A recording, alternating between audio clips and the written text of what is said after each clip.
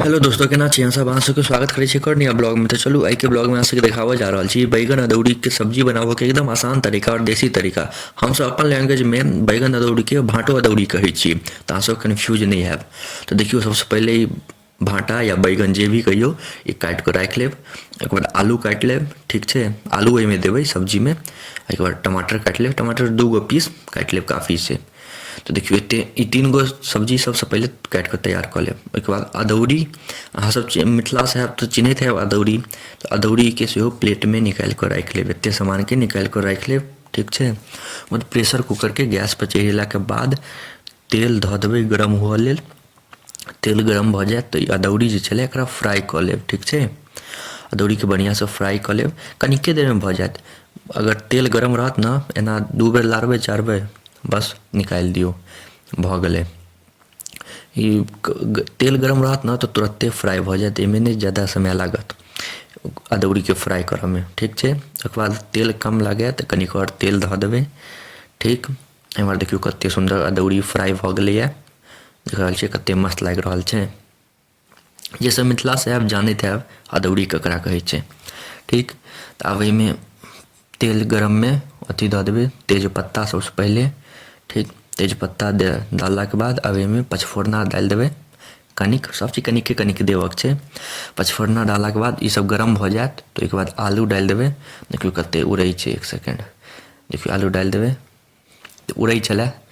तऽ सबटा आलू डाललाके बाद बढ़िआँसँ आलूके धो लेब, बहुत गन्दा रहै छै आलूमे, तऽ धोलाके बाद एहिमे डालि देबै और बढ़िआँसँ लारि चारि लेब कनिक। ई लारऽ चारऽ भऽ जायत तऽ ओहिके बाद आब एहिमे तुरत्ते बैगनो खसा देबै।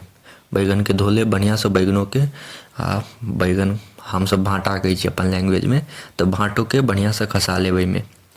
देखियौ जतेक भी भाँटा हुए बैगन ओकरा खसा कऽ ओहिके बाद बढ़िआँसँ लारि चारि लेब।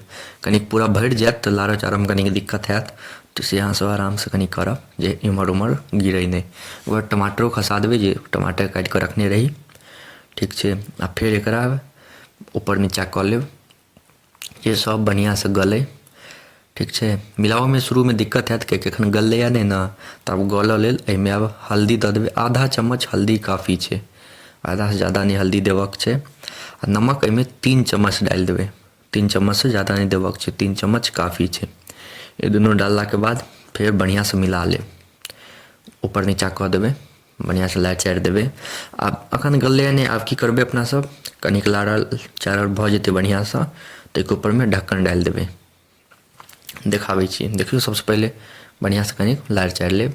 एखन लारऽमे हैत दिक्कत से हम बुझै छियै, लेकिन तैयो कनि कोशिश करबै लारऽ चारऽके। ओकर बाद नहि हैत तऽ की करब, ऊपरसँ फेर आब ढक्कन धऽ देबै, तऽ कनिक देर 5 मिनट छोड़ि देबै।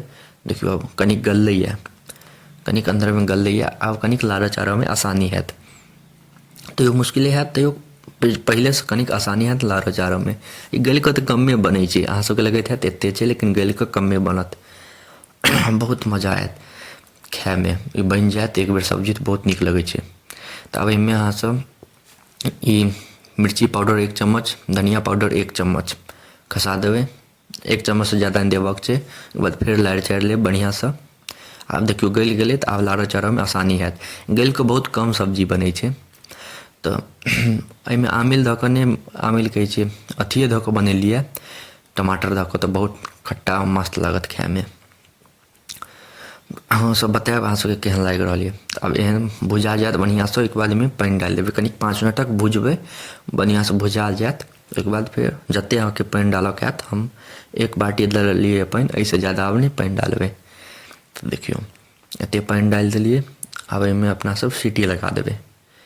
तऽ देखियौ आब एहिमे ढक्कन लगेलाके बाद 2 सीटी बस लगाबऽके छै, 2सँ ज़्यादा सीटी नहि लगायब, 2 सीटी काफ़ी छै। देखियौ एतेक फ्लेमपर 2 सीटी लागऽ देबै, 2 सीटीके बाद आरामसँ बनि गेलै। देखियौ बनि कऽ रेडी छै ई। आब अहाँके लारि चारि कऽ देखाबै छी, देखियौ कतेक मस्त बनलैए। खायमे जे मजा आयत एकदम खट्टा एक नम्बर लागत। अहाँसब जरूर एक बेर घरपर ट्राइ करब। एकदम मिथिला तरीकासँ बतेलहुँ, बिहारी तरीका, देसी तरीका, जे कहियौ सब एहिके सामने कम छै। एतेक मस्त लागत खायमे, बता नहि सकै छी, हमरा तऽ देखिकऽ मुँहमे पानि आबि रहल यऽ। तऽ अहाँ सबके एतेक देर तक देखऽके लेल धन्यवाद।